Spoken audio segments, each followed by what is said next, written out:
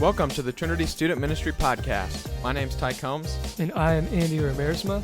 We lead student ministry at a Trinity Church in Indianapolis, Indiana. This is an ongoing conversation for all middle school and high school students about God and culture. Thanks for tuning in. Be sure to follow us on Instagram at TC_studentmen for daily updates and information. What is up, everybody? I am here with my good friend Drew Barry. We are on, I can't remember what specific episode number, but I know that by this point you'll probably find out that Ty Combs has had a baby, which I'm like a really bad secret keeper. So usually I'm not the guy you want to tell your really good news to, because I'll be the guy to just tell it to someone I'm not supposed to. But by this point, when this podcast is released, Ty is a dad. Ty is not with us today, but blessings onto him and Kelly. But my name is Andy. I'm the other youth pastor here. I get to hold down the fort. And Drew Barry, he is one of our students at Trinity Student Ministry at our church and Trinity Church here in Fishers / Indianapolis, Indiana. And this is really an honor for me to have you, Drew. I know that you're a part of the youth group, but dude, I think you're hilarious. I think you're gifted. I think you're super fun to be around. For everyone that's listening right now, if you're a believer or not, our goal in this, and even bringing on a student like Drew and other students that will be on this, our goal in this is really two different things. Number one, I want to give the students a voice. Too many times in ministry, me or Ty or whoever else is leading, we dominate the conversation, but we need to give the students a chance to speak and own their faith. And doing college ministry at Ball State, I would say this has been one of the most impactful things so far, is just watching students own it and speak on with their own voice. So that's the first main goal. The second goal is, students, if you're watching this and you see one of your peers doing this, my hope is that this encourages you and challenges you to step up and own it in ways that you see Drew doing or others who are going to be on this. Not to say oh, well, why didn't I get asked to be on the podcast? We don't want any of that, but we just want hey, this is a really good chance for you guys to step up as you see others who are just being brave and courageous. I just want to share a quick quote, and then Drew, I'm going to toss it to you, and you can tell us a little bit about you. But students, from Ty and I to you, there's a quote by Reggie Joyner. It says this: students will forget what you teach them. You're probably going to forget what Ty and I say at different points through these podcasts and things like that. But you will never forget what God did through you. And for me, growing up in young life and in high school ministry, that was really real. That I actually definitely forgot many sermons that my youth pastor or my college pastor spoke. But I didn't forget the moments where God spoke through me. And that's my hope. For Drew, even being on this with you, and for others who will be on this, I'm pumped. So Drew, I know that you go to HSC, but tell us a little bit about you. What grade are you going into? Maybe what you're passionate about, anything like that. All right. Well, I'm a junior, I guess now. Oh yeah. Sophomore to be junior. Yes, sir. About to turn 16, 6 days. So Let's go. It's pretty cool. I'm pretty passionate about volleyball and about Jesus, Let's go. And I love sharing my faith with other people, and it's just really cool to see other people grow. That's sweet. So I know when you and I were even preparing for this podcast together, you said that there was something hilarious that happened recently with specifically volleyball. Do you want to share that story? Yeah. Okay. So this actually happened just yesterday. So some friends and I just wanted to go play some beach volleyball at a nearby park. Yep. So we show up, and say about 10-15 minutes in, 20, I don't know, they were 50-year-old adults just show up. Yep. And they just bring out lawn chairs, and they're just sitting here watching us. And so we're just okay, what's going on here? Yeah. And so they just come up to us 20 minutes later, and they're hey, so at 3:30 every Sunday, we always have this court, we always play. And so I'm just I didn't say this out loud, but I'm thinking, this is a park. I mean, you can't reserve the court. Right. So, but my friend just was like, all right, let's let them have it. So I was like, all right, fine. So when you were Yeah, telling me this story, I was thinking, like I told you over the phone, that you guys were going to play them for the court. we totally should have. You should have. Yeah. But that's funny because like my dad, he's in his 50s. So I just imagine like a ton of people my dad's age just coming out and being like, yo, you guys, like, this is ours. Yeah. You got to scram. That's really funny. And was everybody that you were playing with around your age? Yeah, yeah. Okay. Well, shout out to all the adults. Maybe one of them will be listening to this, Exactly. and they'll get convicted. They did that. They kicked off kids off of their court, off of your court. Okay, so anyways, Ty and I usually like to jump in with something funny that's hilarious. I know I said this over the Zoom call. Something funny that's happened to me recently is we have all of these. I said this on the Zoom call. We have all of these ants that are like multiplying rapidly with wings on our windows on our house, which I'm like, I don't know if this is like Satan coming against me. I don't know what's going on, but we got to get rid of these things. I don't know if you've ever had that before, Drew. Nah. That's really annoying. Anyways, all right, let's just cut to it. So, Drew, happy to have you on here. Could you just share with us, just real briefly, maybe just a minute or two, of how you became a Christ follower, how you accepted Jesus into your heart, and kind of how you gotten to this point, being 15, almost 16, in your walk with God? Well, I was born into the church. My parents are very, very religious and close to God, so just pretty much been that way forever. And both my grandpas were actually pastors, so it was just very close my whole life, pretty much.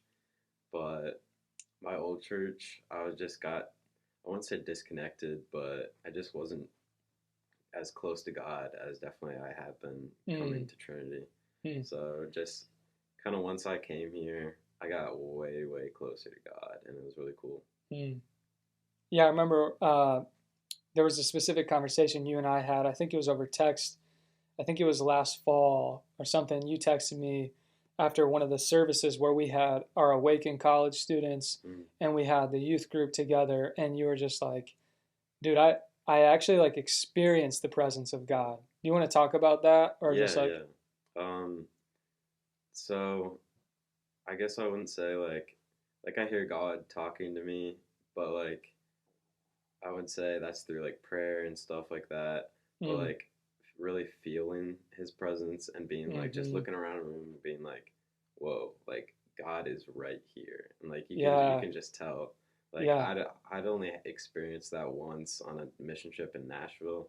wow. I think like 4 years ago, but it was just crazy seeing that, and it was really cool because my brother was there, and I was really praying because like I felt like he was getting disconnected a little bit, and then he actually met some really cool people, and I feel like he's getting more connected.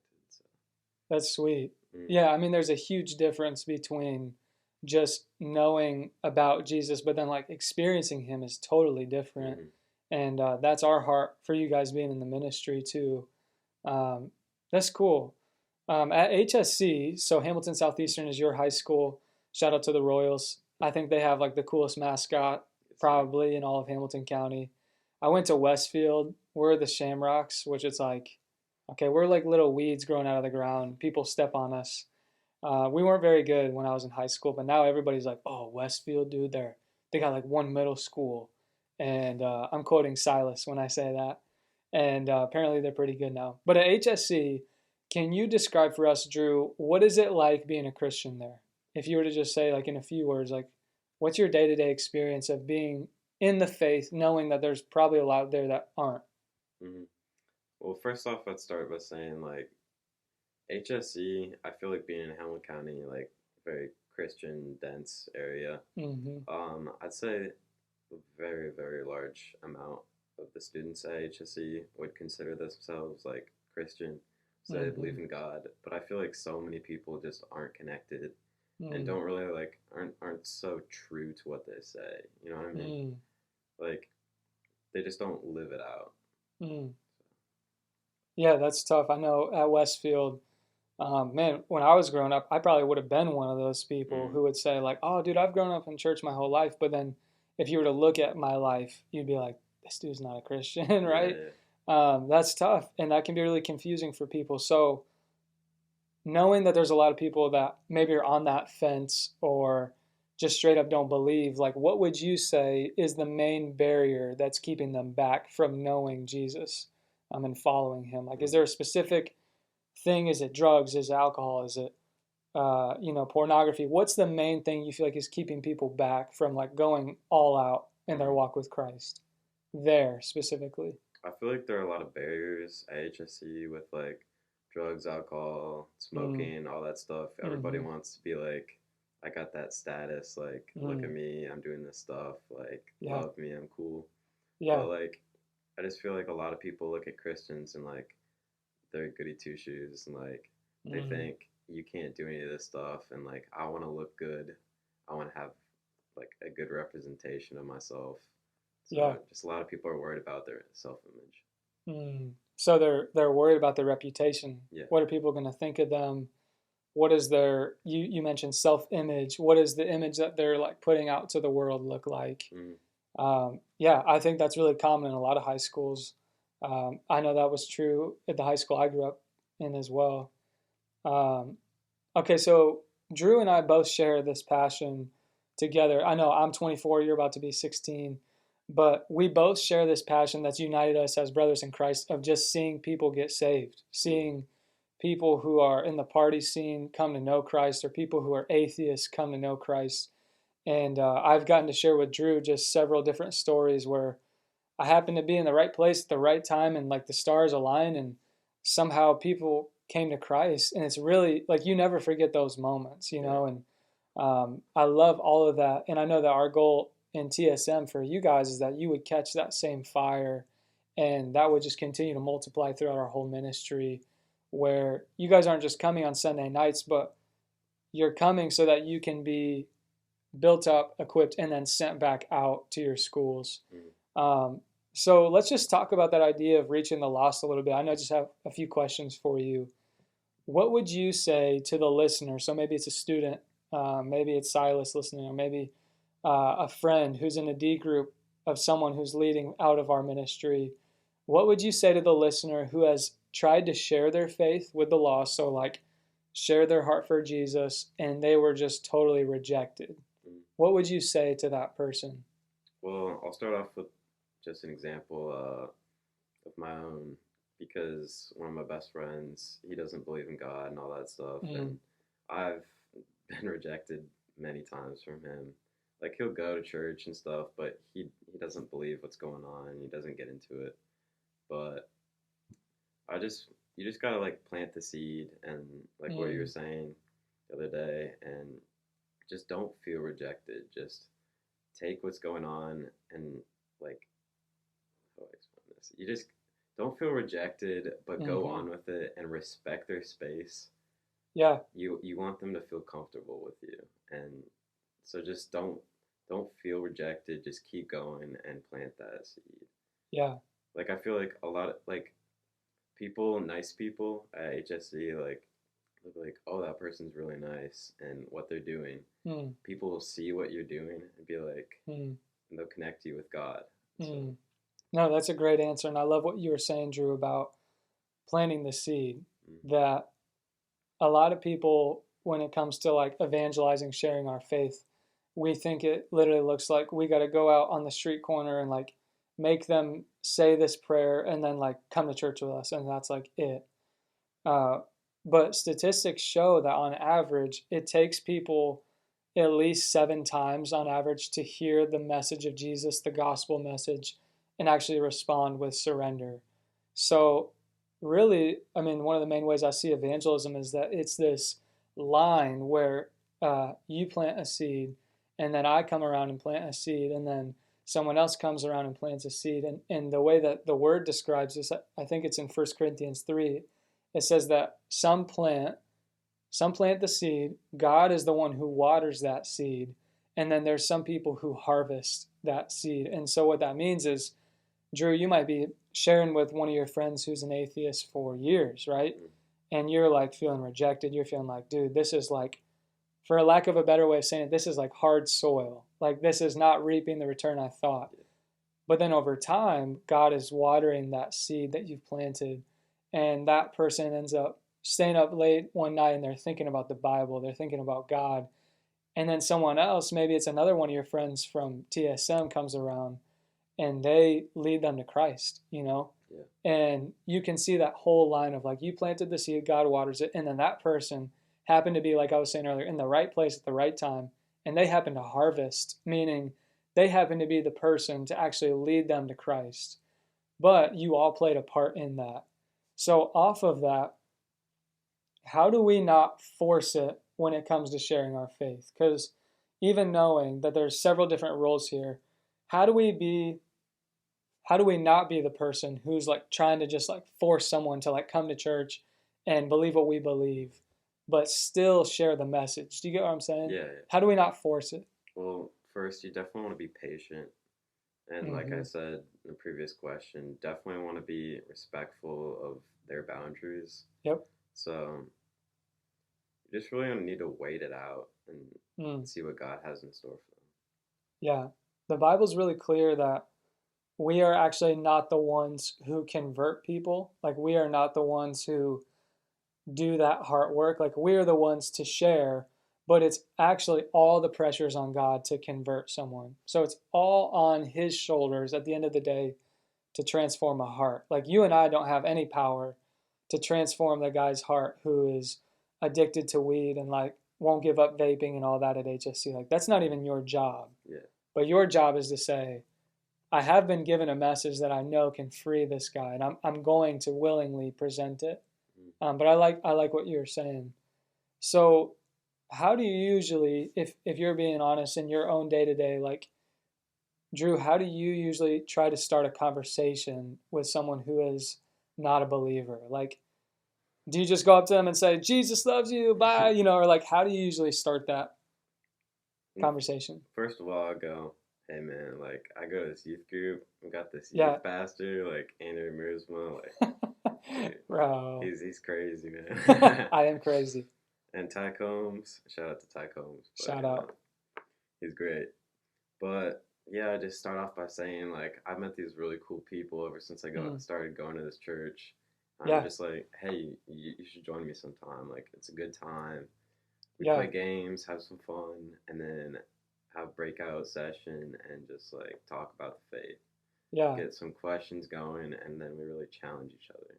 I like that.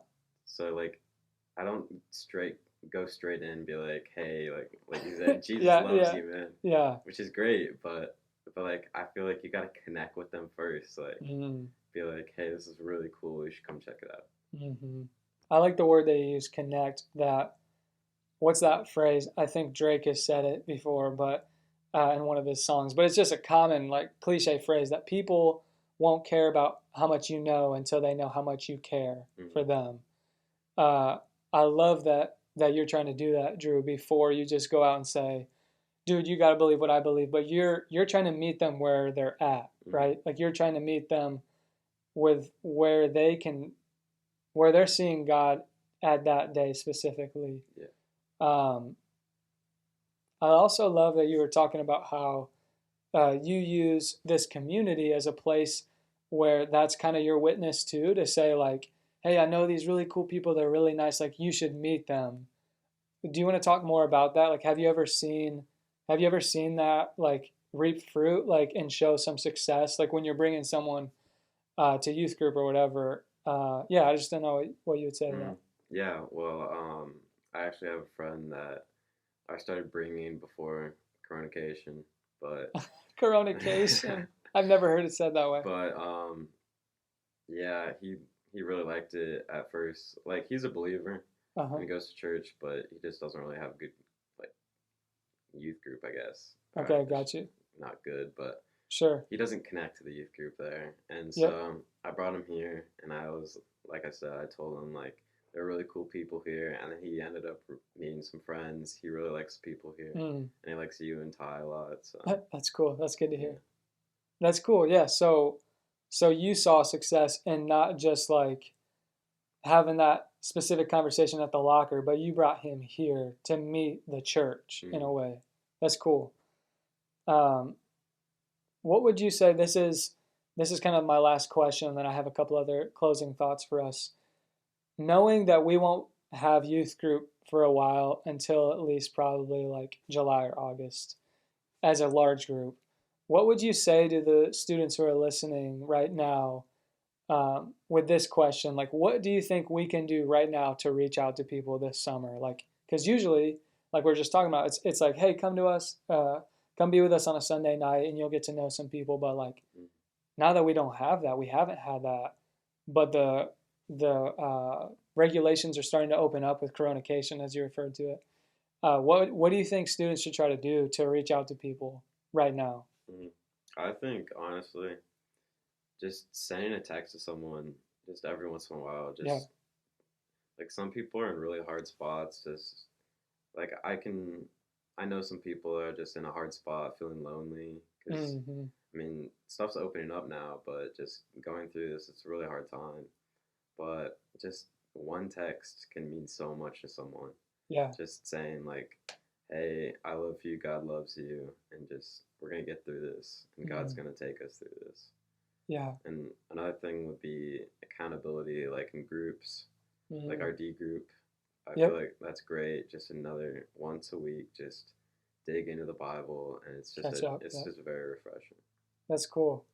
Yeah, Drew, I appreciate your thoughts a ton, man. And to everyone who's listening, I think something on my heart, and I'm sure if you've been to TSM, you've heard me say this before, it probably gets old, but I think so many students your age, Drew, like you don't realize the sphere of influence that you have. And we were talking about this on our Zoom call last night, but there are at least 3 to 5, and I guarantee you for you and for others, there's way more people who are watching your life and watching the way that you treat others, and they're naturally just influenced by the things that you do, the things that you say. And for me, I wish it happened to me at a way younger age, at like 15 or maybe 13 or 12, where the light bulb went off and I saw like, oh my gosh, like I have a sphere of influence right now that can change like part of my high school, that can change like part of my friend group.